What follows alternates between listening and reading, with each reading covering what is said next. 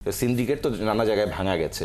আপনি রমজান মাসের বাজার পরিস্থিতির দিকে তাকান আর হজ ফ্লাইটের টিকিটের দিকেই তাকান না কেন, সিন্ডিকেট ভাঙা গেছে। সুতরাং এই যে সিন্ডিকেট ভাঙার যে প্রচলনটা শুরু হয়েছে, এই প্রচলনটা চলতে থাকুক। কিন্তু এটা তো আসলে বাংলাদেশ ফুটবল ফেডারেশনের জন্য একটা চ্যালেঞ্জও। প্রথমত বিদেশি ফুটবলার আনা বা বংশোদ্ভূত ফুটবলারদেরকে আনা, দলের সাথে ম্যাচ করানো, একই সাথে আমাদের যে লোকাল ফুটবলাররা আছে বা বয়সভিত্তিক দলগুলো বা একাডেমির সবকিছুকে কোঅর্ডিনেশন করা, এটা তো একটা বড় চ্যালেঞ্জ। এক্স্যাক্টলি, এই বড় চ্যালেঞ্জটা বাংলাদেশ ফুটবল ফেডারেশনকে নিতে হবে এবং আমার কাছে মনে হয় যে এখন সেই সন্ধিক্ষণ তৈরি হয়েছে, সেই নেতৃত্ব তৈরি হয়েছে যারা কিনা তারুণ্যকে প্রাধান্য দেবে। এবং দেখবেন আপনি যে স্পেশালি সোশ্যাল মিডিয়াতে একটা কথা উঠছিল যে সিন্ডিকেট, এই সিন্ডিকেট শব্দটা এমন একটা ভারী শব্দ, এটা বাংলাদেশের মাথার উপরে বা বাংলাদেশের বুকের উপরে একটা জগদ্দল পাথরের মতো এত স্ট্রংলি বসা।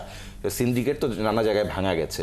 আপনি রমজান মাসের বাজার পরিস্থিতির দিকে তাকান আর হজ ফ্লাইটের টিকিটের দিকেই তাকান না কেন, সিন্ডিকেট ভাঙা গেছে। সুতরাং এই যে সিন্ডিকেট ভাঙার যে প্রচলনটা শুরু হয়েছে, এই প্রচলনটা চলতে থাকুক।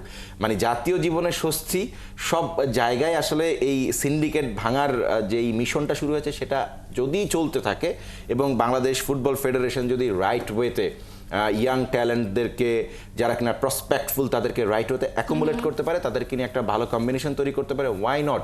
খুব বেশি সময় লাগবে না, শুধু সদিচ্ছা দরকার, শুধু ভালো পরিকল্পনা দরকার এবং সেই পরিকল্পনার যথাযথ এক্সিকিউশন দরকার। এই তিনটা জিনিস যদি এক অ্যালাইনমেন্টে চলে আসে, অসুবিধাটা কোথায়?